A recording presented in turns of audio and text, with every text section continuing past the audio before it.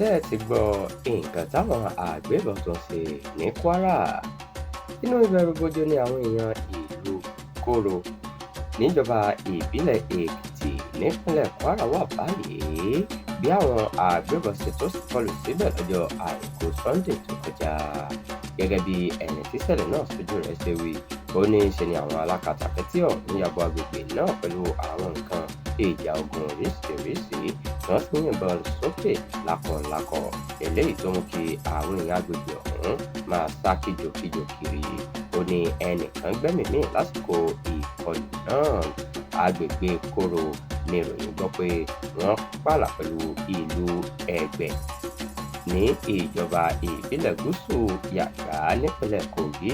Ìṣẹ̀lẹ̀ ọ̀hún ló ṣẹlẹ̀ lẹ́yìn ọjọ́ díẹ̀ tí wọ́n ṣèkọlù sílùú Kaima ní agbègbè náà níbi tí wọ́n ti pa ogunlọ́gọ̀ àwọn èèyàn tí wọ́n sì tún ba dúkìá ọlọ́kan-ò-jọ̀kan jẹ́.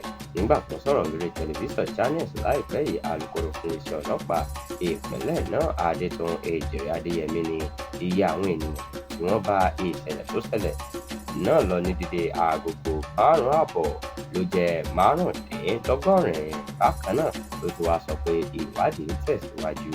Ààrẹ orílẹ̀-èdè Nàìjíríà Aṣíwájú Bọ́lá Ahmed Tinubu ti wá pàṣẹ pé kí àwọn ọmọ ológun ilẹ̀ yìí fi ìlú náà ṣe ibùdó báyìí nítorí ìṣẹ̀lẹ̀ bíi láabi ọ̀hún.